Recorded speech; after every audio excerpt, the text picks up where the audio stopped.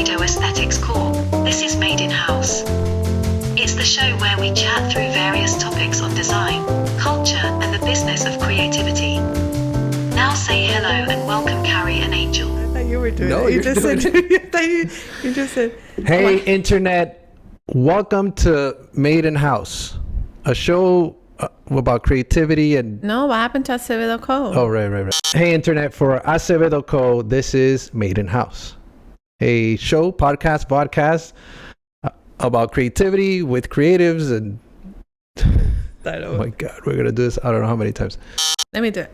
Okay. Take 4. Hey everyone, for Acevedo and Co, this is Made in House with Gary and Angel Acevedo, and we're just going to be talking about life, creative stuff, daily stuff, baby stuff, Gaiat stuff, Baby stuff. all kind of Oh stuff. my gosh. So We're excited to finally do this. You know, everyone has said that we should start a podcast, so we did. everyone, Every single human. all 2 people, you know. And we're finally sitting down and having conversations, and this is going to be sort of, I don't think lo-fi is the right word, but just kind of chill. We're in our living room. This is our home, and we are inviting you and welcoming you into our conversations, and we're just going to talk about all kinds of different things, you know. So this is episode 0. Episode 0. This is kind of like the beta, and depending how good this episode goes, we'll decide if we are going to continue. Yeah, right? it's been decided. Yeah. We're just, it could be a trial. We could put it out. We could not put it out. Right. You may know about it or never know about it. Who knows? Right. We'll see. Depending if we crash and burn or if we succeed, you know. Yes. So I think today's episode, for episode 0, we're going to kick it off with just getting to know a little bit of our histories, how we got to know each other, how we started in our college careers or in our academic careers in the creative industry, and essentially maybe we'll tap in a little bit as to how we started working in design or in creativity, right, Kari? Yeah. So it's basically an intro. So if you know us, cool. You may learn something new about us that you haven't heard before. If you're not familiar with who we are, this is our introduction. Yeah.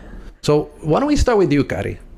Do it. Why don't you tell us a little bit about yourself, your name, maybe how old you are, My name. how much you love me, and at least let's start off with just a little bit about you, maybe with how you started, getting into design, or just a little bit of your history as far as school goes.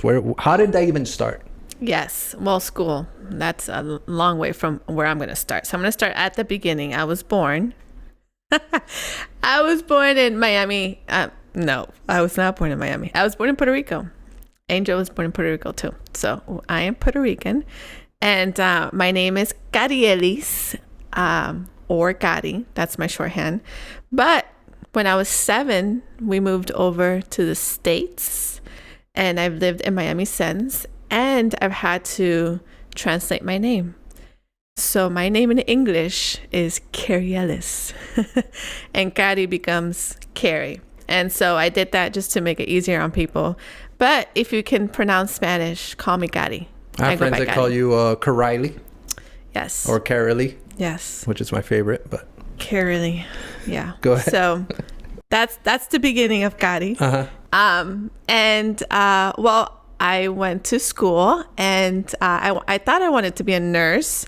When I was in high school, I went to a magnet school, and we were in a medical program. So I got certification to be like a nursing assistant. And so I actually started my college career in the nursing track. And so I had to take all these science classes, and eventually I figured out, well, that's not for me. And so I switched, but every time I switched majors, it was like a crisis. It's like, what do I want to do?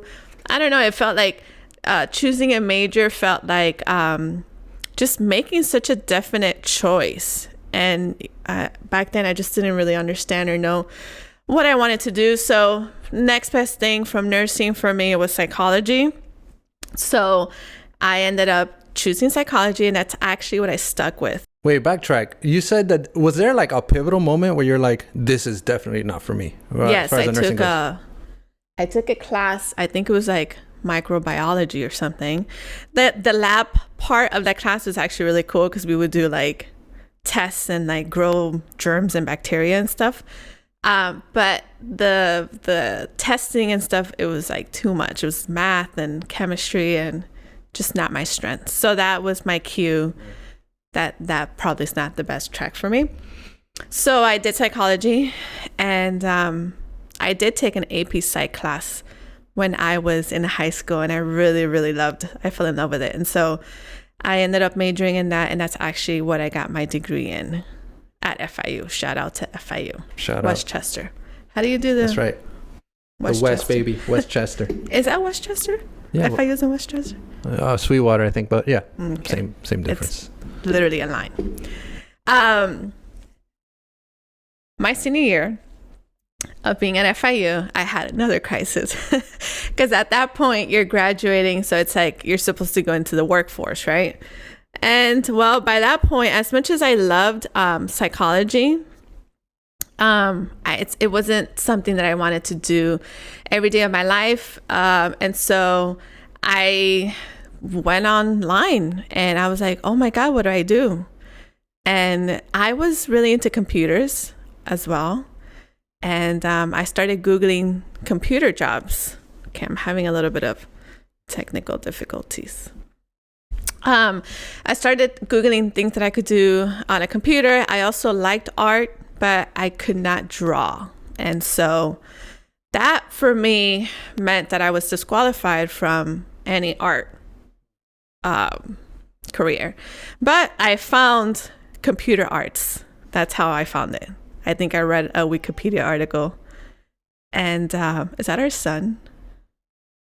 Yeah, it looks like our son's awake. Our son is part of this conversation as well, by the way. We have a little monitor right there. I think he's fine. Go ahead. Actually, something you did say, which I found interesting, was that you didn't know how to draw and you felt like that disqualified you. Yeah. From getting into design. Yeah. Which I feel like, can you imagine if you didn't even bother just because, you know? Yeah. So, I mean, the only thing that gave me the courage to actually go into the track was that computer was attached to it. And so when I read the Wikipedia description, it said that you make stuff on a computer. So I was like, oh, okay, I think I can figure that out. And so I found a school, the Art Institute here in Miami, and I applied. And I did it. I made the decision. I asked my parents to co-sign a loan because I had gone through all my financial aid, and they supported me. They've always been really good at supporting me. And we did it. I signed the paperwork, and I started classes, I think, in the summer. And I hadn't even actually graduated from FIU by the time I started school. And then I was kind of doing both for a little bit there. I finally got my diploma.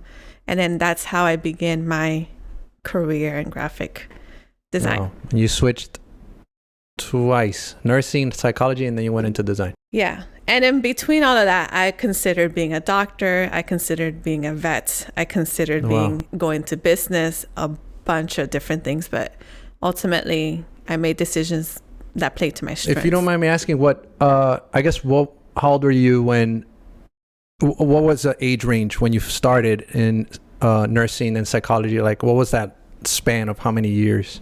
I think I was maybe 18 or 19 when I made the switch from nursing to psychology. And then at 22, I made the decision to not pursue psychology and go into graphic design. That's awesome. So you were it was relatively young, like, I feel. I think so. You went from high school right into... That's pretty awesome. Pretty awesome. Unlike my story, where it was like, I feel like I'm I'm like 10 years behind everybody. The thing is, like, you're expected to make these real life decisions, like for real, like serious things that really impact your life, because you spend a majority of your time at work. You're expected to make those decisions when you're 17, 18 years old. And it's like, you don't know jack about yourself. And now that you're pointing it out, thinking back when I was 22, I didn't know that much. Yeah. I was just looking for something that played into my passions, that I thought that I could do and have fun and do it for a long period of time. not necessarily something that, I don't know, would make me a bunch of money or something. It was like, but I've always been that way, where if I'm going to commit to something, I have to, my heart needs to be in it. I can't just like fake it and wing it. The cool thing I think about being that young and making those, 3 majors, right? Those decisions is that you're able to, because you're young and you're early in your career, you can take more risk, I feel. Yeah, for sure. And you can be like, well, I don't like this. I'm not really sure where I want to go, but why don't I try this? And I feel like that's really cool and really admirable. And it goes to show that sometimes, there's you got to take certain risks to get to the goal. If you're not taking these risks and you're sort of led by fear, like in your case, you're like, well, I don't know how to draw. I'm not into art. I can't do this. If you were led by that, I feel like you wouldn't have accomplished as much as you would have, you wouldn't be where you are today, right? Yeah. And I wrote it down this way. I wrote, if you can't shake it, own it. And that phrase describes that feeling and many things now in my life, where I'm like, if there's something that's tugging at me and I can't shake it, I just need to go for it and own it. And that was one of those things where I was always really into art and things like that. And I tried shaking it by making other decisions and doing other things, and ultimately I couldn't. And so own it. So yeah, that's my story. What's your story? Yours is a little bit more ups and downs, I think. Yeah, a little bit more complicated. Mine's is a little bit more. I feel like there's more turmoil on mine, and maybe it's because, well, for those that don't know, Kari and I are almost 10 years apart. So I'm in midlife. You're saying now? Yeah, I'm in midlife. Yeah, I'm in midlife. I'm 42. Yeah. So I'm starting to just embrace it. That I'm just, and Kari's, I'm not gonna say her age, but she's, You can say it. 32. Wait, you're 32? I'll be 33. So am I 43? No, I'm 42. Yeah, I'm 42. We're 9. It's actually 9 years apart. Yeah, 9 years. Yeah, 9 years. So I got Kari at her prime. She was 22 when we. Let's backtrack back to your schooling. So we'll get into that. So we may need to take a break to go check on Avon, our son, because I see him wiggling over there. But all right, so my story's a little different. I feel like I'm a youth group kid. I was raised in youth group, so were you, right? And we had those similarities. I was also born in Puerto Rico, and I was raised in Puerto Rico up until 1990. I was there I was 8 or 9 when we moved here to Miami. And so I still have a lot of like memories from back then, and Puerto Rico and the people, it's like really part of our identity and our culture, Yeah, that's something really neat about our relationship. We have very, very similar backgrounds and upbringings and stories, right? Which is neat. Yeah, it is. And Kari's an answered prayer for sure. I had a list of like things that were important to me, and one of them was that we shared the same sort of culture and values, so so high school for me, I feel like I'm not gonna get into. I feel like this should be another different topic about. I had like an identity crisis as far as who I wanted to be and what I wanted to do in life, and I did the same thing. As soon as I went to Southwest, shout out Eagles, Purple Pride, and in Westchester, even though some people say it's in Olympia Heights, but Westchester, right? So after I graduated high school, I did the thing, and I went to Miami-Dade College. Because I felt like that's what I needed to do.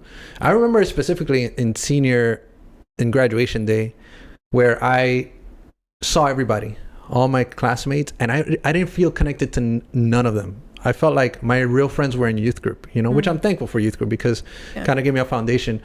But I felt kind of lonely, I was like, I was looking at them, I was like, man, none of these people I'll probably ever see again. And sure enough, maybe I talked to maybe 1 or 2, but all that to say, it was like I was going through like a crisis of what I really wanted to do. And I went to Miami-Dade College, I signed up, I did the thing, and the electives, what do you call them, the English and all those classes.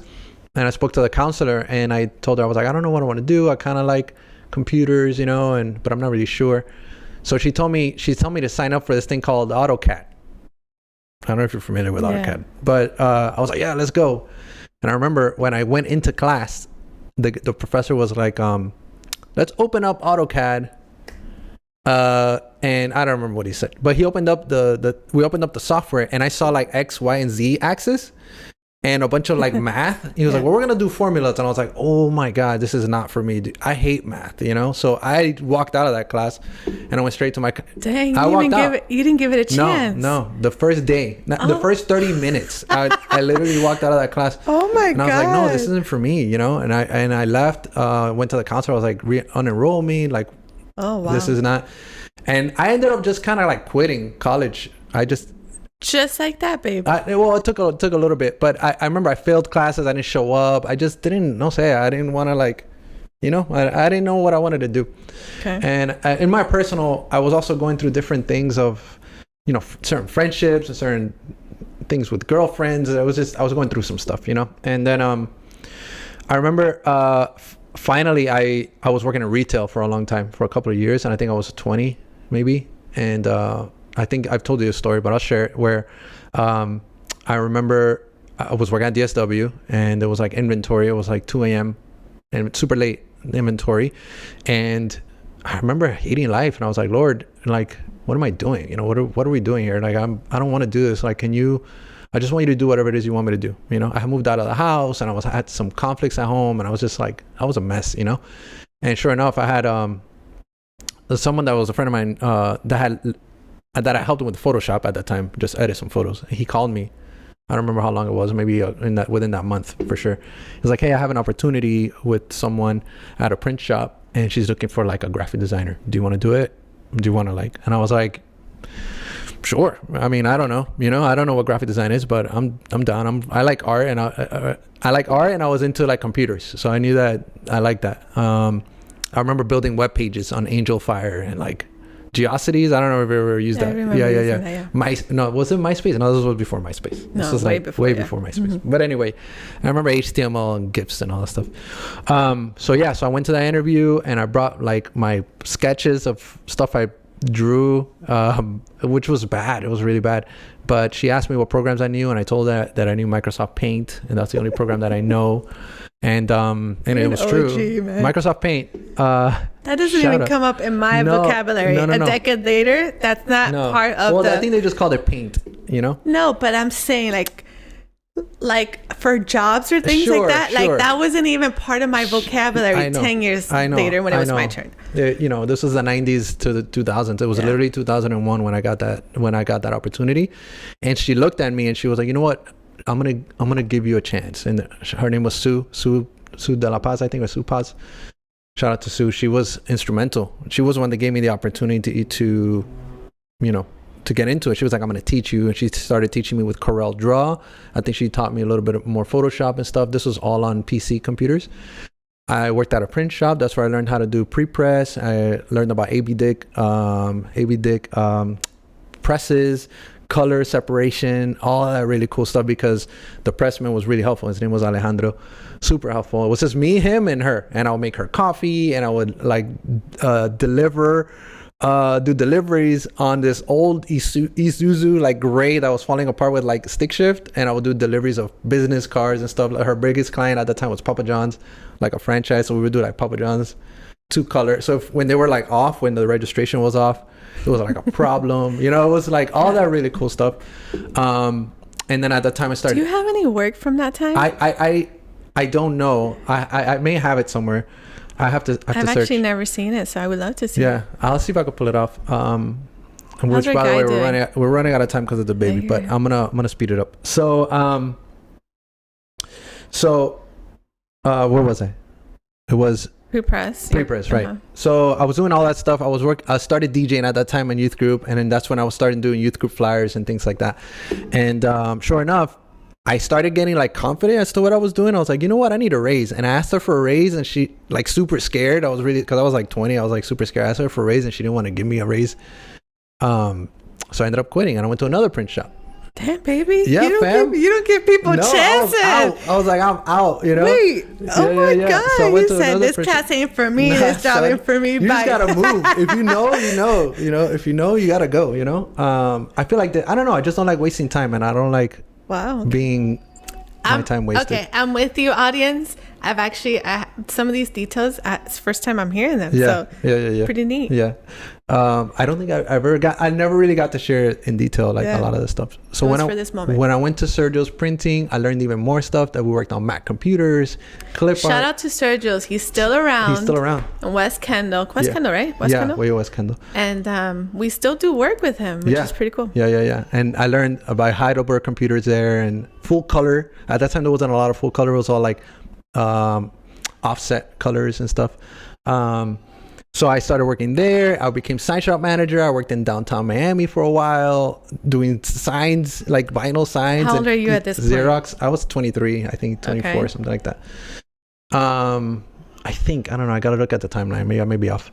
And then fast forward, from there, I wanted to go back to school. That's when I went to Robert Morgan. Shout out to Tim.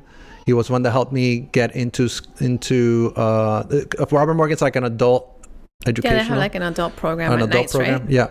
So I got a commercial arts certification there. What made you want to go back to school? I just wanted to go back to school. I felt like I needed to, and I didn't really know any other design schools, Okay. So that's where I got a commercial arts certification, I think there's more to the story, and what I'm going to do is I'm going to pause for now, because we'll do like a part 2, because we'll just come back into the frame. Like we'll do like a funny, you remember Bandit when you would, okay, hold on, not like that. Bandit, by the way, was our pug. We'll talk about that another day. But when you do these Twitch lives, you put Bandit. Oh yeah, with the sunglasses. We're gonna grab Avon, who's our new who's our baby? Our son? I don't know what I was going to say. We just gotta, guys, you're in our house, okay? This is what it's like. And we're going to try to be as professional as possible, but our setup is a little, No, our setup is kind of cool. It's cool. So we'll be right back. Yeah. You'll see Bandit. Yeah, you're not going to see anything. 2, Bandit.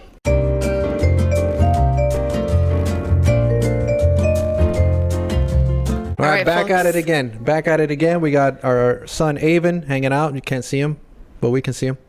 And super cute. He's going to distract me the rest of the episode. He's cute. We're just going to push through it. We're in love. Yeah. Okay. So, all right. So we're talking about Sergio's printing. I decided to go back to Robert Morgan, or not to go back, to actually go to Robert Morgan. Yes. Educational Center. Shout out to them. Shout out to Tim. Another shout out to him. And he was one that told me about this competition that happens on a regional, state, and then nationwide, called Skills USA. And they have student competitions and adult student competitions. I was in the adult end, because I think I was, 23? I don't remember, man. I was at like 23. I don't know. I was in my early 20s. Early to mid 20s. Maybe mid 20s, I want to say. Okay. And so I did the competition. What it was an advertising competition. So I had to create an advertisement for Skills USA. And I did it twice. I went to nationals twice. Okay? So I beat everybody. Now, I'm saying, let me retract. Or in the regional, there wasn't competition. It was just me. So I won by default. I think once or twice it may have happened. So there wasn't a lot of in that advertising and design category. And the first year I got silver, and they were offering scholarships to the Art Institute, which was awesome. But I got silver. I didn't win. The second year, I had a friend of mine help me with the advertisement. Her name was Ana Maris, another Puerto Rican, a friend of mine. Shout out to her and her family. I'm shouting out everybody. And so I went to nationals, and I actually recorded it. I was like, oh my God, I may win, because I feel like I did really good. I did the photography, I did everything. It came out pretty cool, the advertising. I'll see if I can find it. Maybe we'll pop it on the, whatever we reference, let's try to pop it in the video. I don't know if we'll have it, but we'll see. One gold, and I recorded that moment. It was actually really, really special, and I was crying. And they paid, I want to say it was $40,000 scholarship to the Art Institute. I don't remember right now, or was it 20,000? I don't remember. But the point was that it was a big deal. Yeah. And I was finally going to be able to get a degree in graphic design. At this time, I had already done a lot. And I started playing with doing web design and stuff, So it was really special, that moment. And I thank the Lord that he gave me the opportunity. And before I go, I feel like one of the things that I'm bad at a lot of things, but one of the things that I'm good at, just kidding. One of the things that I feel like I'm good at is taking risks, you know, or like jumping into the unknown, even though I don't know what I'm doing, you know. And if it wasn't for me just having that, I don't know, that gumption or that like, hey, let's go for it. Let's go to Robert Morgan. Let's go into this, you know, competition for design. I having no idea what I was doing. There's no way I would have gone as far as I did, you know. And I feel like that was just kind of like, I don't know, the Lord just giving me favor, you know, and opening doors for me. I feel like when opportunities will present themselves, sometimes they're lost forever if you don't grab them, you know. And especially when the Lord opens a door, he's not gonna make you walk through. You just gotta walk through it, and by faith, and you don't know what's on the other side, but sometimes you just gotta do it. So I did that, and I went to the Art Institute, and I was the oldest one in the class all the time, because I feel like I was 26, you know, I was already almost like over 25, and a lot of people didn't like me, you know, because I already knew a lot of the stuff, you know, and there's kids that were... Yeah, art school can be a little tricky when it comes to like feelings and things. Yeah. It's a little competitive. It's very competitive. It's very competitive, you know. You're getting your feelings, insecurity. 100%. And I mean, I did get a little cocky a few times. I bet you especially did. With teachers and stuff, because a lot of the classes were like, what is this? Why are we learning? But, you know, it's important to learn fundamentals. Yeah. I'm thankful for it. That's why art school, I feel, is good. You know, okay, I'm gonna stop you. What happened? I'm gonna backtrack. Let's okay. backtrack. Sure. Because we can go into a whole thing about Okay. We'll talk art about art school some other time. Okay, two things before we talk about our, I guess, how we meet and stuff like that, right? We spoke about making life decisions at a young age, right? So I want to talk about that. And then, oh shoot, there was something else. I think it was opportunities. But let's talk about the first one. So sure. What, I guess, looking back, that was in on your end, that was what, 20 years ago? On my end, maybe 15 or 12. Has it been 20 years? Yeah. Jesus. Looking back, what would you say, like, to somebody who is going through that now or is younger and making those kinds of decisions? Like, what would you tell that person now, with what you know, when you're 17, 18, 22, trying to make life decisions? Like, think of, you know, do you overthink it? Do you go at it a little, like, be easy on yourself? Yeah. Like, what would you say? Yeah. Well, we have to look at my experience with the lens of the time, right? This was in the year 2000, Y2K, right? By the way, Angel hates it when I age him. But in this podcast, fam, you're aging yourself. You know what? Because I'm using it as a badge. You started the conversation with, you have to look at it from the lens of... As a badge of honor. Okay. As my, you know, as I'm a seasoned, you know, like fine wine. Okay. Well, the reason I say that is because, honestly, I feel like young people now, Gen Zers, don't go down that route too much, because I know. Hold on. No, you don't know what I'm gonna say. I feel like but I do feel like kids have it easier, but also at the same time, it's more difficult, more challenging from your from a mental and an emotional standpoint, right? Because back in the days, in the year 2000, you know, when they didn't, these kids when they weren't even born, you didn't have social media, and you didn't have a way to compare. You didn't have a way to compare. Literally, you didn't have a way to compare. I don't remember when I set up my first Deviant Art, which Deviant Art was also like super helpful, was in the, I don't know what year it was. I want to say 2002 or 3 or something like that. And that was like one of the first communities for design. And that's like my world blew up. And I was like, oh my God, so much cool stuff. And so I didn't have nothing to compare, you know? So my ego or like my confidence or anything like that was mostly localized to my peers around me, you know, my friends, and a lot of them were, oh, you're doing great. And I thought my Dunning-Kruger effect, you know, the Dunning-Kruger chart, where it says, you know, when you first start off, you think you're like the ish and you're like at the top, super super confident. I think they call it Mount Stupid, where you're like, you have no skill, but you're super confident. That's where I was. That's where I was. And no one could tell me anything because I didn't have internet to tell me anything. That makes sense, what I'm saying?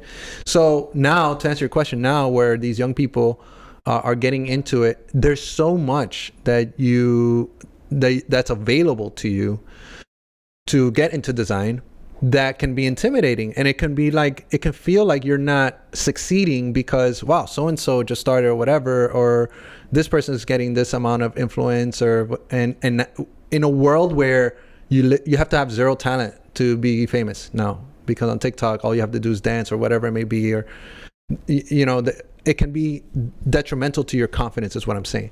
So what I would say is, first of all, don't look into your left and to your right. And it's something that I learned from you, something you told me was like, don't compare yourself to other people because everyone's in their own journey and everyone's doing their own thing. So don't worry about what the other person is doing. They're in their own planet, in their own universe, doing whatever. That's the worst thing you can do is compare. And two, don't feel like you need to niche down so fast. Don't feel like I need to be the best identity designer. I need to be the best UI, UX. No, you just need to be the best version of yourself. You don't need to be the best at everything. Especially if you're starting out, learn as much as you can and play the field and try different things, because you can always pull from all the things that you learn into your career path or into whatever it is that you want to niche down eventually. So for example, for me as an identity designer, thankfully, and thank God that I've had experiences in a bunch of different aspects of the creative sector, because all that stuff helps me whenever I build an identity or whenever I do some kind of creative direction. It helps me out. So yeah, in summary, or the handle would be, don't worry about what everybody else is doing. Don't worry about being the best at something. Just learn as much as you can, but truly learn, and don't what's the phrasing? Not comfort, be complacent. Don't become complacent in what you already know. Get hungry. And that's what I tell all the young designers that I know. You gotta love this stuff, man. If you want to be good, you gotta love it. You gotta dive in head first and just be the best version of yourself within this and just keep growing. It's interesting because I feel like, and this is an issue with everybody, that we think we're the best. And sometimes we're a little bit overconfident, and you've ever seen people that are not necessarily the best, but they're like crushing it and they're like overconfident. So you're dealing with that Dunning-Kruger, but you're also dealing with the imposter syndrome. It's like this battle of like, you got to balance it out. You got to be right in the middle of, yes, I'm good at what I do. I'm valuable, but also there's someone that's better than me. Right. You know what I mean? Yeah. That's good. And you said a lot. I did. I'm sorry. No, I don't mean it in a bad way. A lot that I think there'll become conversations in the future, shows regarding imposter syndrome. The other one, what is it called? Dunning-Kruger. Dunning-Kruger effect, starting in the industry, etc.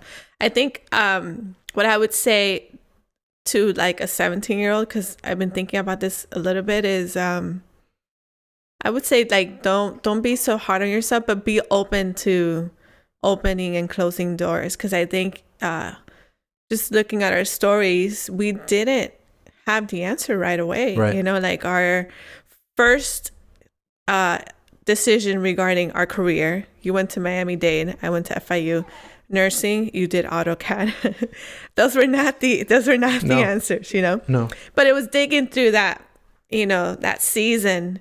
And it wasn't either, my story is probably a little different because I wasn't going to drop out of school. I've never been that kind of person. So that wasn't a decision for me.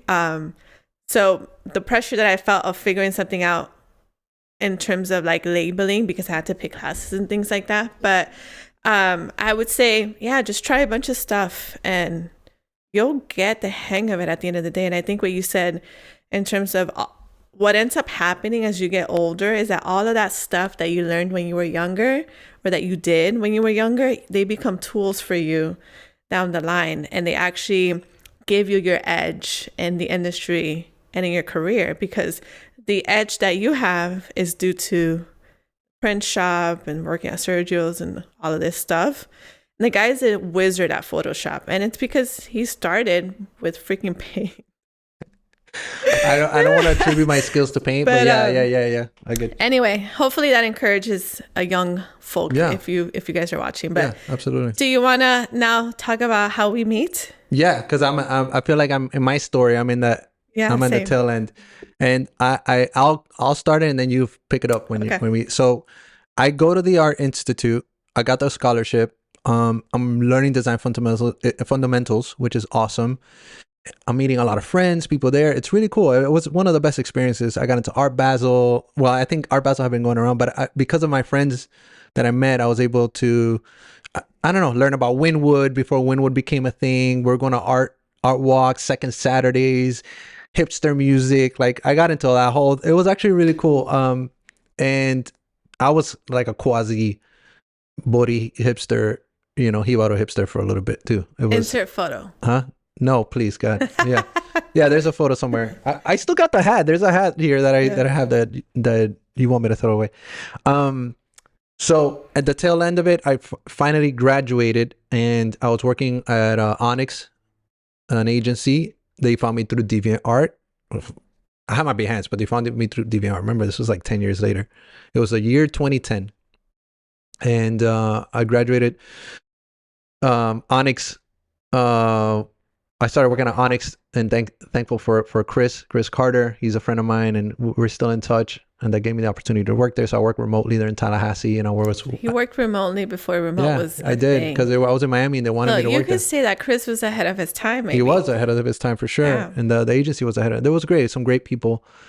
I was the art director. I think I was the art director. I got some job offers from Portfolio Review. My Portfolio Review fam.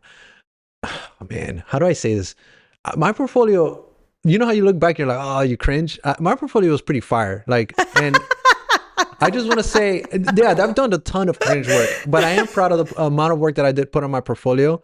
I got letterpress business cards done in Rhode Island, and I got them shipped in with like the edge and stuff. Super sick. Like, I went all out. And I did get a few job offers. I was supposed to work. One was Crispin Porter and Bogosky. I was going to work there. I had a contact there. I think the position they were offering me was not the one that I wanted, and that's why I said no. But Crispin Porter was a huge, agency, and potentially working with Fresh Aesthetics at Hillsong as well. Sorry, not at Hillsong. Fresh Aesthetics was one of the agencies of record of Hillsong in Australia, so I would have to move to Australia. And shout out to Raj and Sam. That happened. Yeah, I don't know. I was very short-sighted in that sense. I feel like it could have been but I chose Onyx, and I started working at Onyx. I ended up moving out of the house from my dad's house, and I rented a loft in Biscayne, or at that time it was called Everglades on the Bay, in downtown Miami. I paid, but do you remember how much I paid? Don't say it. I want to say how much I paid. What? Put it in context. At that time, it was like 2011. I want to say. So at that time, the loft was, I want to say $1,300. Yeah. $1,350 a month. Sick. The loft was sick. I loved it. And then, I think I was going to Christ Fellowship at that time. And then at that time is when someone kept talking about this girl that wanted to meet me or something like that. She was like, she thinks you're the coolest, she thinks you're so cool, and she wants to meet you. This was in the year 20. You're gonna hear my perspective on this. And I was like, sure, I'll meet her. Why not? And I had a cool car as well. And that's why sorry, go ahead. Yeah. Wow, you're just like, I don't know. I don't know. It's the podcast, okay. we're in my house. So it's I feel like since we're made in house. I like it. Cause sometimes you're a little too humble, and I have to be like, oh yeah. Okay. So this is what year? 2012, no? What time? Yeah, around that time. Yeah. Okay, so I finished FIU, and then I'm at AI. And I was also going through a major identity crisis during that season of my life. We'll talk about that another time. But due to that identity crisis, I was selective of my friends, right? And so I was hanging out with a certain crowd, and there was a mixture of people from my high school. I forgot the name. High school, and then also this new school that I was going. And somehow I end up becoming friends with some of Angel's friends. And so Angel was the cool guy of the group, of that group, not my friend group, of that other group. And so we would hang out and his name would come up, you know, but the guy was never around. Like the guy was too cool to hang out, literally. So we would, again, this was Wynwood when Miami was the hipster era and Wynwood was starting to get really cool and stuff. So there was ladies nights like every day in Wynwood, there was a ladies nights on Tuesdays, on Thursdays. So like I was hanging. And, so I would hear about this guy, but the guy he was never around. So once I go to art school, I hear he's an art director. He's really good. He works at this agency. He has a loft. And I'm like, who is this guy? I want to meet him. And it was strictly business because I was like, whatever that guy did, I need to do because I want to live in the city in a loft, you know? Smart. Yeah. He was successful and everybody would talk so highly of him. And so that was my initial interest. And let's be honest, I wanted to go to the loft. I was like, I need to see this loft, you know? I come from Color Bay. So eventually, one day, I finally meet you. And we went out to, what was it called in Wynwood? Mamushkas? No. Where we took the first picture. We went to where we took the first picture. Where we took the first picture. Oh, the Wynwood bar. Dang, we forgot. Wood Tavern. Shout out to R.I.P. man. Yeah, R.I.P. to it. So, you mind cleaning his? Yeah. Is that too much work? No, go for it. Okay. Keep going. So, we go to Wood with some friends, and he's there, and I finally meet him. I see the car he's talking about. It's not all that, it's just a car. Bro, the car was sick. So we meet, whatever. Long story short, I end up seeing him. I think, the next time was probably Mamushka's or Ricochet. I think I can't remember. So a few hangouts, and eventually I don't remember where we were. I think it was Ricochet, where I went up to you and I started asking you about God, because by this point we were friends on Facebook.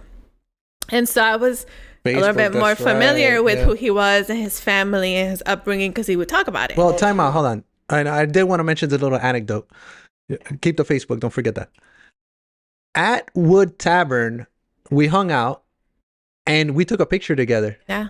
And our first picture ever. Our first picture. And Gary was a little fresca. Relax. She was a little fresca. Relax. And she ended up like leaning on me and put her shoulder on me and telling me how cute I looked and stuff. No, I didn't. But it was actually really sweet. It was like a really sweet, so much so that I had it was like a shirt with stripes that I got like at Forever 21. She was like, don't ever throw No, that shirt's still around somewhere. No, it's not. Did you throw it away? I'm pretty sure I got rid of that shirt. Oh my gosh, babe. Babe, that shirt. Dang, just like that. That doesn't even fit, bro. I know, but it's for the memories. Oh my God. Anyway, go ahead. Facebook. So one day we're at a bar. I think it was Ricochet in it was Ricochet, yes. Dang, in Midtown. Yes. Wow, I'm forgetting all my words. Midtown, yep. And I think I went up to you and I asked you about God, right? And so our backstories, we both grew up in a church, right? And we're both from Puerto Rico. And the dominant Christian, I guess, discipline, what do you call it? Denomination in Puerto Rico is Pentecostal, but right? It's a very specific Pentecostal. Yes. And so we both had very similar upbringings. At that time, I had kind of moved away from my faith a little bit. Keep going. And it's okay. We can both stop. Oh, Bob. Okay, let's pause. Yeah. Let's pause. Let's pause for a second.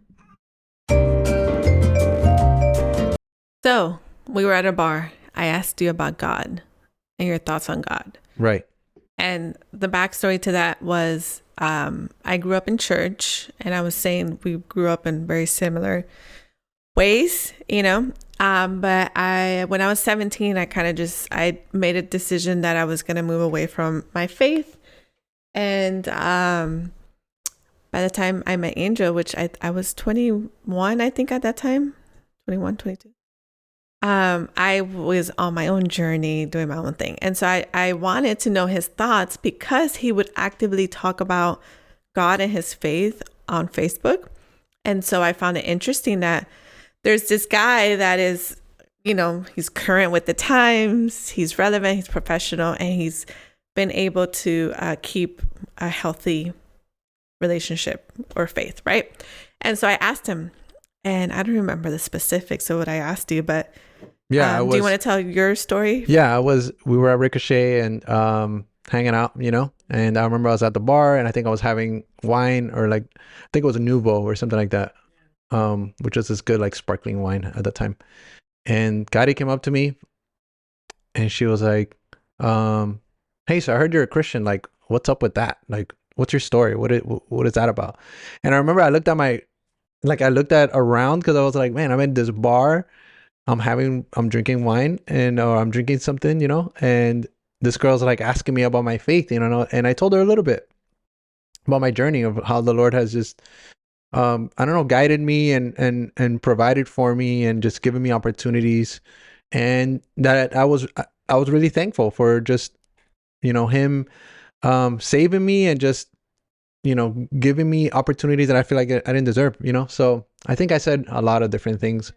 But I remember you specifically said, you're like, wow, that's amazing. Or you said something you reacted and you were like, I feel God here in this place. Yeah, I was really intrigued by it for a lot of reasons. And at that time when I was at FIU, I was also studying religious studies. And so I've always kind of been interested in why people adapt certain faiths or whatever.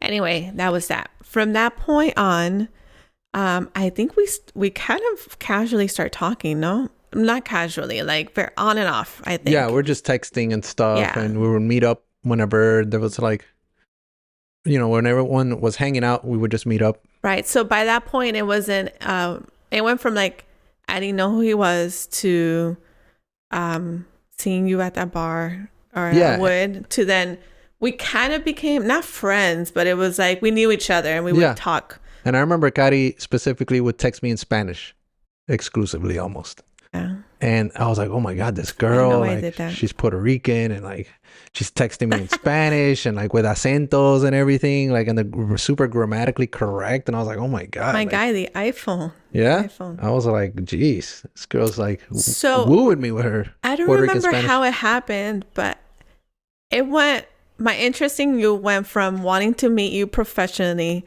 to being interested now, I was attracted to you. I don't remember how that happened, but it kind of happened quickly, no? Because I think we hung out around May. Yeah, and then by July, was it July? Yeah, we're already hanging out. Yeah. We were talking for sure. Yeah, and I think it would just happen gradually, kind of quickly, but naturally. I think that's a better term, naturally. Yeah. And I remember that night when we were talking about the bar. I remember that night going home and telling my mom about it. Remember, I was like, man, I met this girl, or I know this girl, and she just asked me about God, and I just told her about it, and it was really cool because it was God was in the bar, God was in this place, and it was really special. I didn't think of anything of it, but it was actually really cool. And I think that conversation, you invited me to church at some point. Yeah. And it was CF in downtown, and because I live so south, you actually. We decided to go to Palmetto Bay. So you drove, because he lived in downtown back then. Mm-hmm. You drove down to Palmetto Bay. You took me to church. And that was the first time that I had gone back to church in, I think, 4 or 5 years, I think. Yeah, a while. And my first time. No, I think you hated it, right? You said you didn't like it. You didn't like the style of the Well, the it was different because it was my first time at a English church, and it was dramatically different from what I grew up in, But that's a whole other story. Eventually, it grew on me because this is why I'm so passionate about church creative right now. It's because it really makes a difference. The way that the gospel is delivered makes a difference because I experienced it when it was delivered to me in an antiquated fashion or in a way that didn't necessarily align with the perspectives of somebody my age when I was learning it. It just didn't. It just didn't. It didn't connect with me. It just felt like this way of being that I had to be that was inauthentic, or that I had to perform to be right with God. And so it just, it was a lot for me. But when I started going to CF, and the way the teaching was, and the illustrations, the video, the way the worship, all of that stuff, the way that it was presented and delivered made a really big difference. And the creative too. I feel like that had the creative. Yeah. I saw my first video at a church at CF, and I was like, oh my God, this is so cool. Yeah. But it really changed my relationship with God, because it allowed me to understand him and connect with him. And over time, I've been able to mature in that relationship, but it wasn't fed to me in this really dense, weird way at first. Right. Anyway, separate conversation. Right. But so we go to church, and then start dating. And the way we start dating, I don't think was the way we intended initially to kick it off. Yeah. But do you want to talk about it or no? I think that it requires, I think our relationship talk requires its own episode, you know?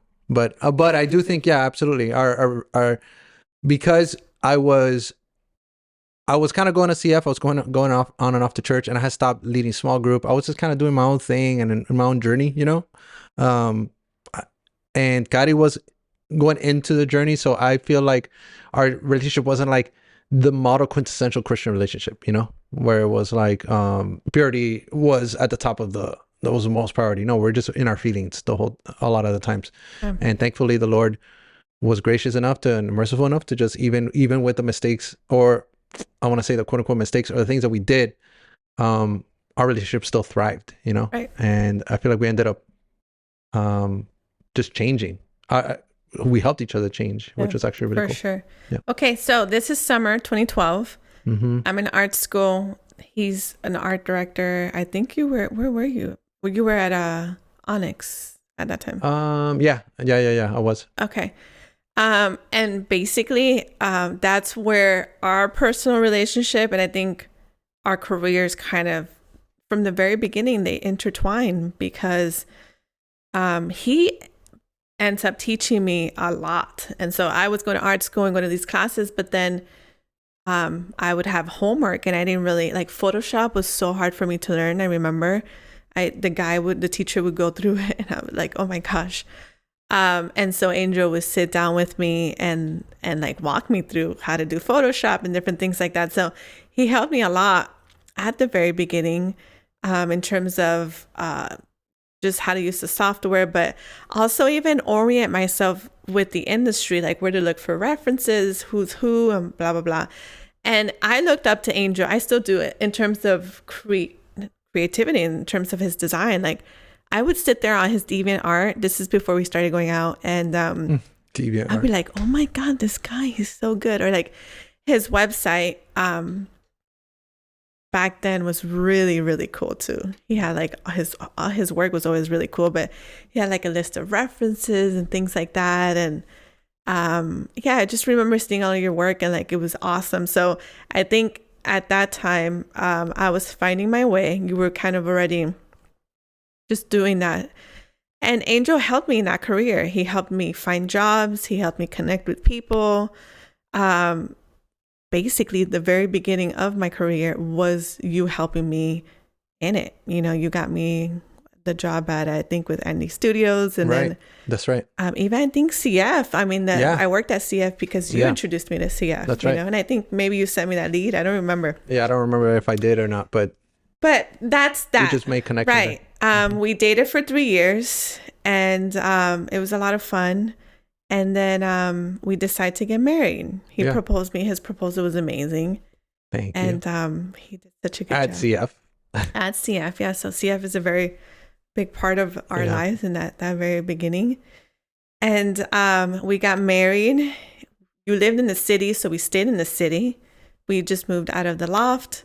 There's a lot of stuff that happened there, you know, in terms of like transitions. He went through his transitions with his career and things like that. Times. Yeah. And we move in, we're married. And then I think 3 months after, because we went to Italy. And then after Italy, I think I left my job at CF.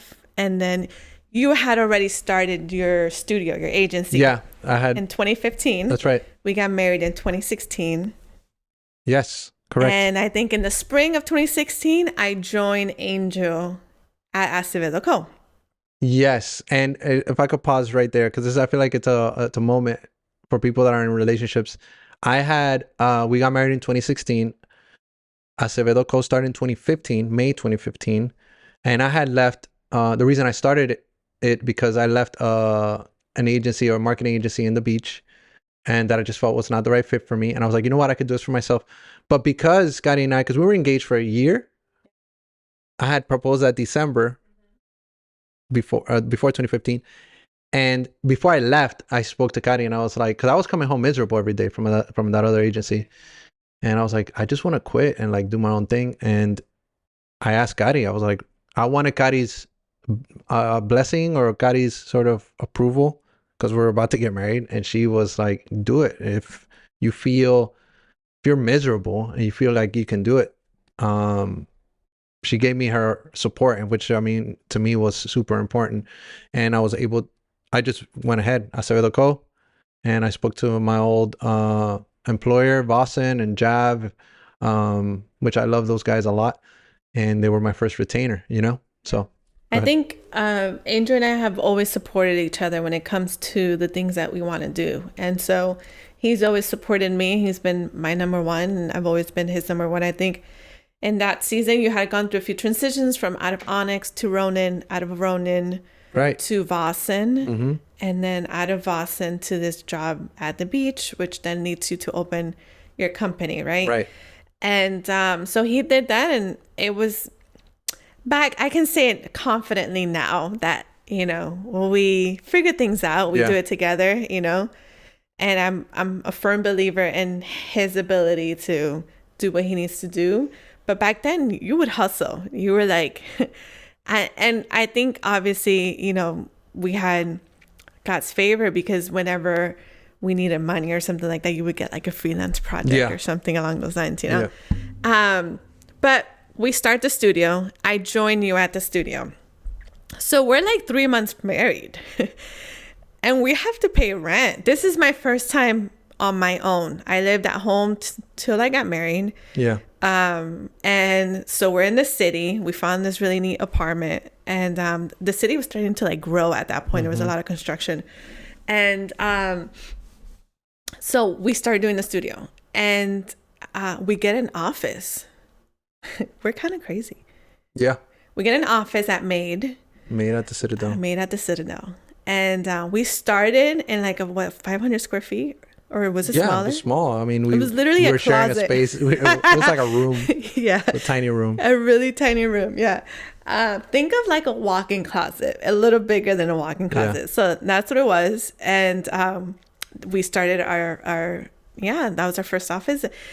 And we learned along the way, because you go to art school and art school doesn't teach you how to do creative business, So we were learning how to do retainers, how to get clients, proposals, legal stuff, the whole nine. Yeah. And then from there, little by little, we upgraded to a bigger room. An even bigger space, which we shared with some friends. Yes. And eventually from there, we decided to join with Yessie, if you guys follow me, you know who Yessie is, and her ex-husband, Andy. We decided to get a space together, because they were actually at that time they were deciding to go on their own as well. Right.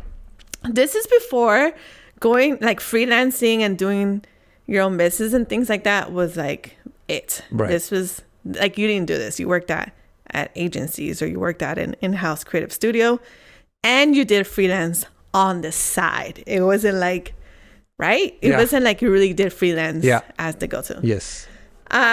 Okay, so we last at that studio for 2 years. We learned a lot about marriage, about working together, about running a business. And basically the story of that is that phase one of the studio was we got burnt out, I think, because we didn't know better, but looking back, I don't think we necessarily went at it with like a plan or an intention of like, this is the kind of work that I want to do and this is the kind of pace that I want to go at. It was basically like we just wanted to do it, and what we would take whatever work and things like that, just because we had to pay bills and, you know, pay for the rent at our home and then also the studio rent, etc. But I don't regret that season because I think we both learned a lot about ourselves. That season actually helped me discover a lot of my gifts that I play into now and the kind of work. At some point in that, we both started going to VU. So VU opens at, I think it's 2015, 2016. They're doing their interest meetings and things like that. And we're at the city, and so they're close by. So we're starting to visit. 2018, I decided to take on part-time as a graphic designer at VU while we're still running the studio. Right. I did that for 6 months, doing both. And then 2019, I decided to come on full-time at VU and basically phase away my season at the studio. Then he continues the studio on his own. Now, my story there is I go full-time at VU. Over the years, eventually I go from graphic designer to associate creative director to creative director. And I learned a bunch there too. And well, shout out to Sam for that opportunity. Yeah. And incredible experience. I'm still there. That's still part of my story. It's still part of my life.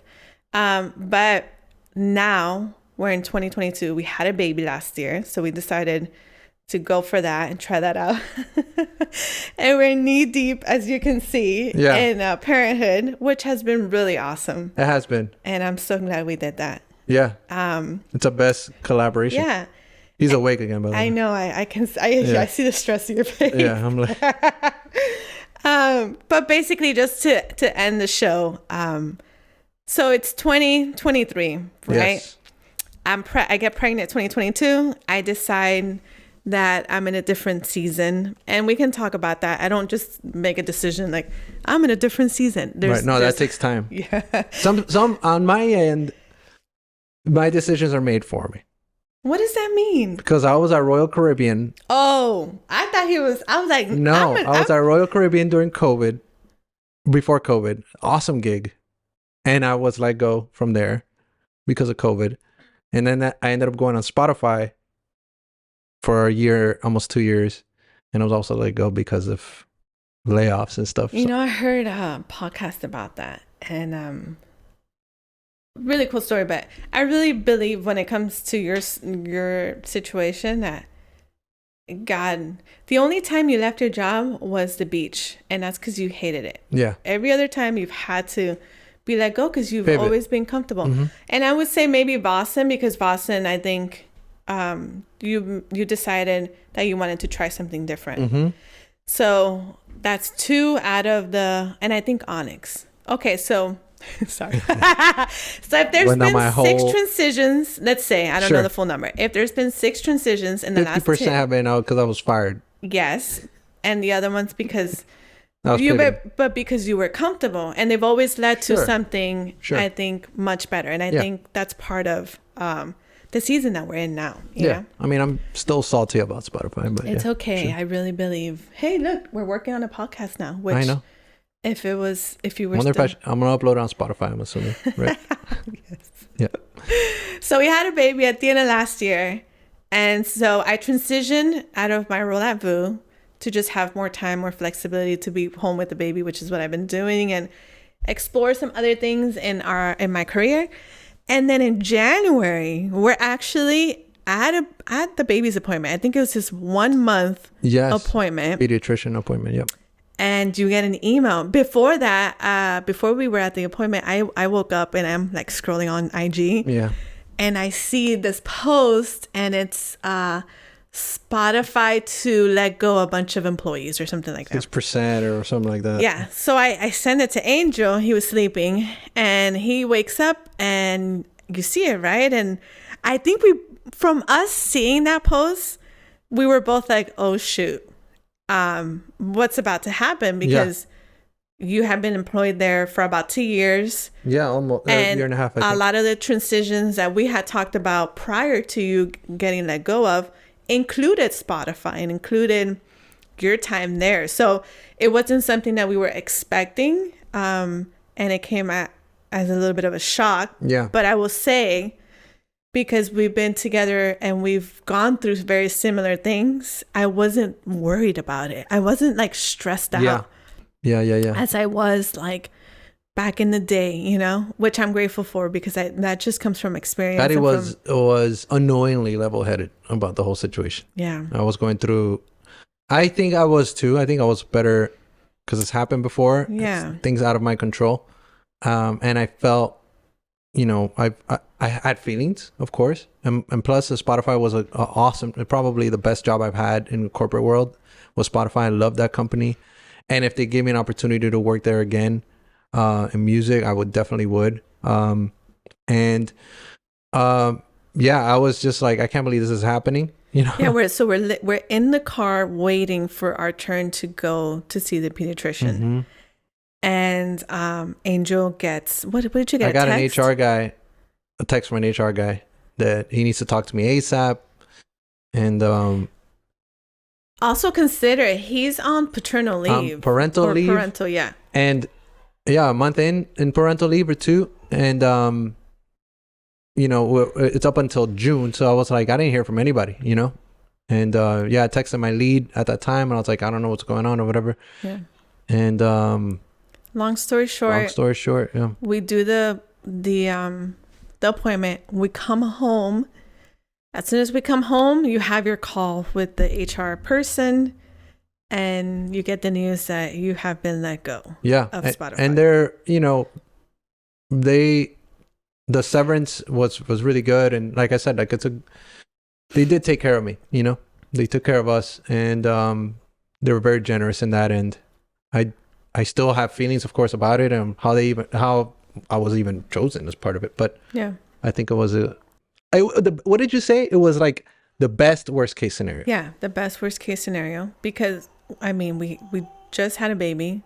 He's crying again, so let's just finish this thing. Yeah. Do you want to just grab him? I'll hold him and let's just finish. Yeah, finish. But I want you to finish telling the story, no? Or I'll go grab him. I can continue talking to the mic, no? Yeah. Keep telling. The Okay, story. I'm gonna. Well, he gets even. Okay.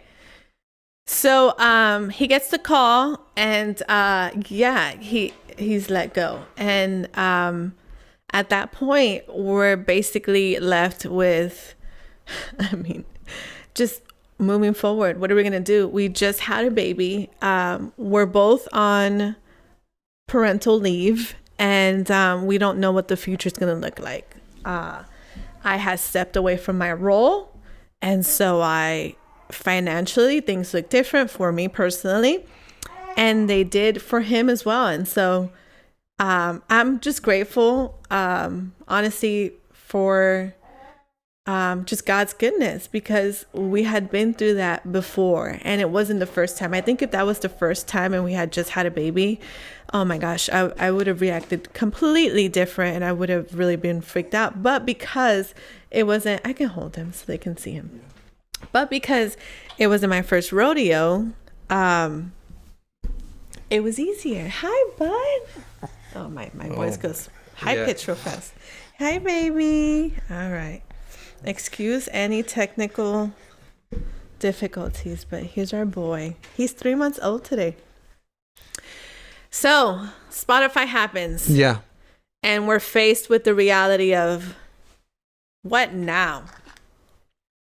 And what do we decide? So we're going to make the best of it. Right. Your severance is going to run out eventually. And so there are real life things that we need to consider in terms of, you know, like finances and things like that. But I'm actually really excited because I think this is a clean slate. Sure. It's a new season where we get to do new things. We get to explore new things. And Pastor DC on Sunday was actually preaching about building again.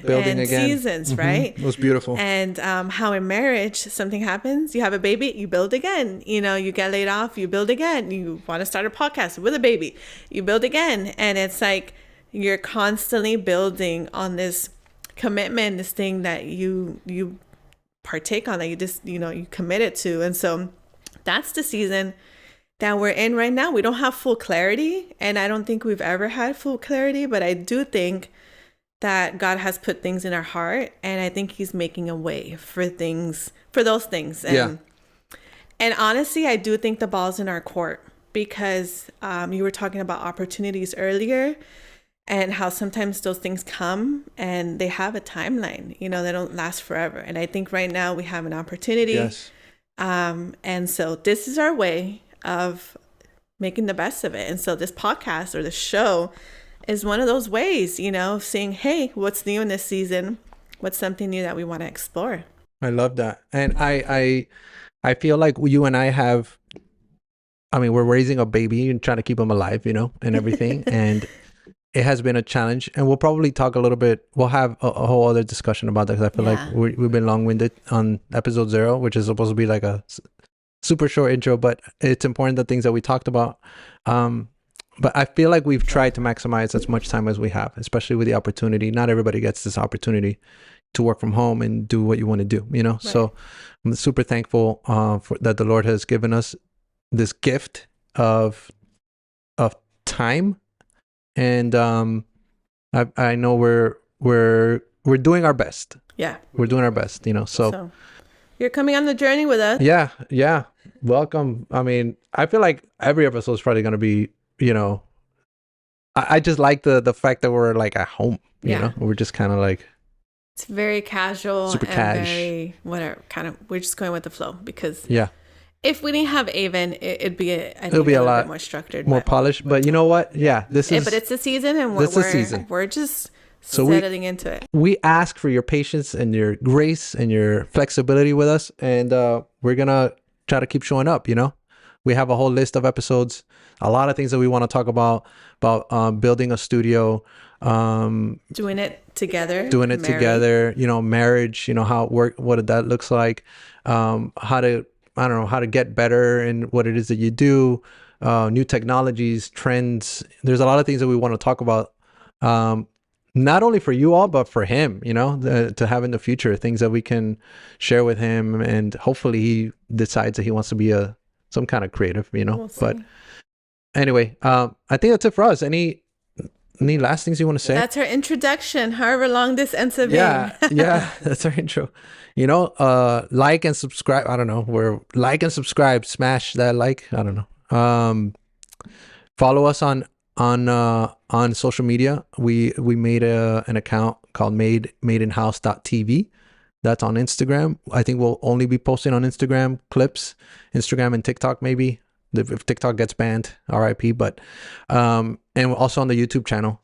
We got a YouTube channel as well. Yeah. So follow us there, and that's it for us. We love you. Thank you for joining us. Love you, Kari. Love you, Avon. I love you. And you know, if you want to work with us, we need editors. I don't know.